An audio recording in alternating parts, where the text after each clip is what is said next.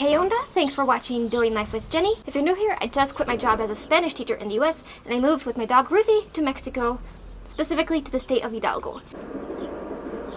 Today I'm telling you all about... Oh boy, there's band practice. I don't know if you can hear that in the background. Today I'm telling you the specifics of crossing the border, how I got lost, and how to get your temporary import for your vehicle.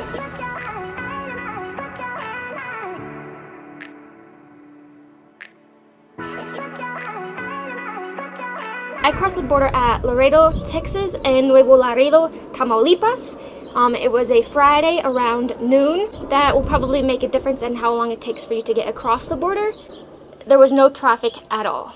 So it's clearly marked that you're entering Mexico, and you're gonna get either a green light or a red light that tells you to keep pulling through. It's kind of like at the airport, they randomly stop people to inspect them. But if you don't get the red light and you know you have something to declare at customs, you can go ahead and pull yourself over even though they didn't stop you. The odd thing is that they did not ask for my passport. They did not see how many people were in the car. All they did was have cameras that took a picture of the car and or license plate from what I could tell. Because I did get to a little booth or window and I started handing her my passport and she's like, no, this is a toll booth. And I'm like, of course it's a toll booth because I didn't pay enough of those already. But yeah, that was very shocking because, of course, if you fly, they ask for your passport to even board the plane. So that part was super easy. What was confusing is right after crossing the border, I needed to look for immigration and Banjercito, which is how you import your vehicle temporarily.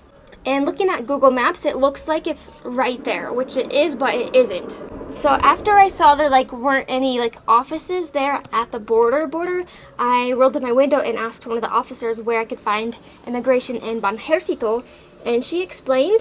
And now making this video, what she said makes perfect sense. And when she said it at the time, it made sense, but actually implementing it was very confusing. Even as I screenshotted the maps to make this video, this looks so obvious, but when you're there doing it, it was quite confusing, so I am going to walk you through that. Anyway, I followed her directions, and I ended up back in the lane to head to the US. So before I got too far where I was going to have to leave Mexico and come back into Mexico, I rolled up my window again at the other toll booth, because there's another toll booth to get out of Mexico. And I said, hey, please, can you tell me where immigration and Banjercito are? And in true Mexican fashion, the guy says, if you pay me $40 US dollars, I can show you. And at this point, I was getting very frustrated because I get very nervous easily. I'm not a nervous person, but my brain doesn't know that, and it tells my stomach to get sick. And the last thing I needed was to get sick there at the border when I had nowhere to go. And also, it was literally 110 degrees Fahrenheit, and I had the dog in the car, of course, with the AC. But still, it was just kind of a stressful situation, so I paid him the $40 for him to show me. So now I'll insert some map clips here and explain exactly how to find immigration in Banjercito, which are in the same building. So if you found one, you found both. This is my friend Julieta.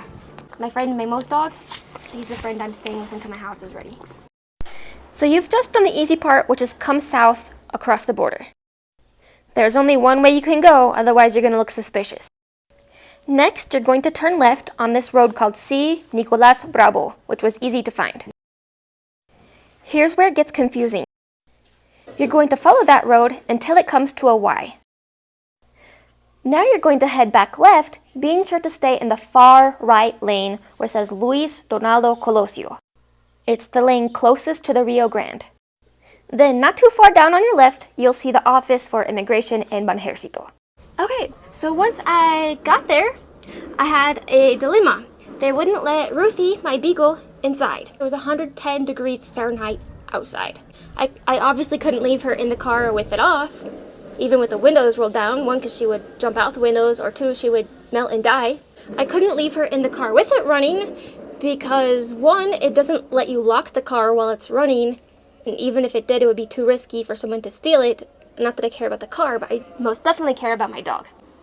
So I paid a security guard 100 pesos, or a little over $5, to watch her at the door. So she was standing right in the doorway so I can keep an eye on her. So when I walked in, I went to the left to immigration, and here I had a little bit of trouble. If you haven't seen some of my recent videos, my temporary residency expired But since it expired while I was outside of the US, by no fault of my own, I had 55 days to get back into Mexico, and then I had 5 days to get to immigration. Do you think anybody knew that? No. So usually when you come to Mexico via plane or land, they give you an FMM card. I'll insert a picture of it. Usually as a tourist, they give you the FMM card on your way in, and you return it on your way out.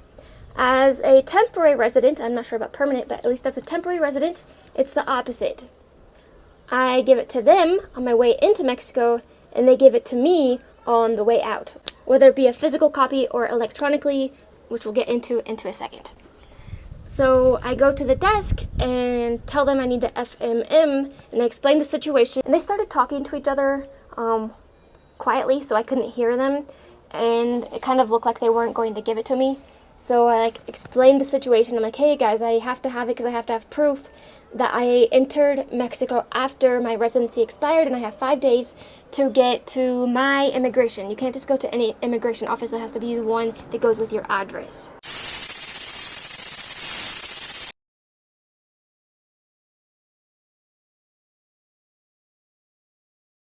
So after they kind of mumbled to themselves again, they finally agreed to give it to me.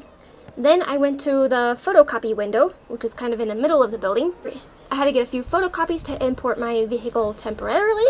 It was 45 pesos for the copies, which is really, really, really expensive. I just went and had copies done for 9 pesos. And I think I made more copies now than what I did at the border, and they charged me 45 pesos. Anyway, to get your temporary vehicle import, you need a form of ID, which would most likely be your passport. And then you need proof that the vehicle is yours. It can be the title, it can be the contract you signed showing you have a loan on the vehicle, or it could be the license plate registration, or what was the other thing? If it's a rental, the rental agreement, but I don't think there are many rental companies that allow you to cross the border. Maybe some that are rented right there on the border. But I came from St. Louis. It's not like Enterprise is going to let me take that car from there into Mexico. No. But anyway, as I was entering the Banjercito part of the building, which is on the far right, they stopped me before getting up to their windows and had me write down my email address, and phone number on one of the photocopies, just so I wouldn't have to explain that all once I got up to the window. Both at immigration and Banjercito, there was no wait when I first got there really.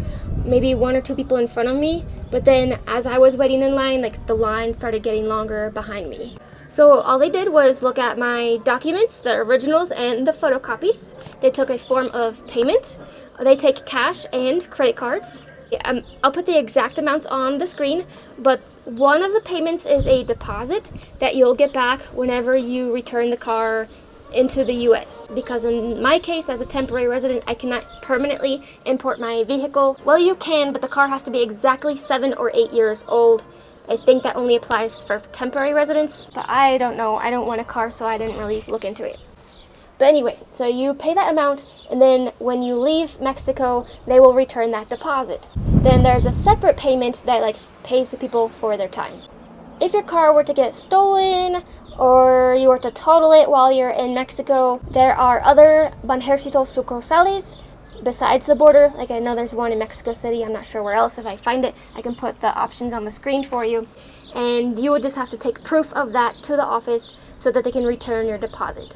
But usually, since you can't import your vehicle permanently, you have to return it back to the US or Canada. Yeah, but overall, that was a very easy process. Just make sure you keep the documents that they give you in your car handy at all times, especially if you're in the northern-ish part of Mexico. In my case, anything north of San Luis Potosí. That highway, which I believe is 57, I'll put it on the screen for you, is considered a major highway between Mexico and the US. So there will be lots of checkpoints, both coming into Mexico and especially leaving from Mexico, where every so often you'll get stopped and they'll ask you for that paperwork. They might search your car. Just know that is normal. I think we had to go through 3 checkpoints, and they didn't stop us to inspect the car. All they did was ask for the paperwork. They barely glanced at it, and then we were on our way. They're extra picky at the stop points going from Mexico into the US. It seemed like they were searching more cars, and the lines were a lot longer heading north as well. At one of the checkpoints, I said something so stupid, but it worked out. At all of the checkpoints, they just casually asked, where are you coming from, where are you going? At this particular stop, I said, I'm coming from St. Louis, Missouri, but I picked him up at the airport, him being my friend Mamo.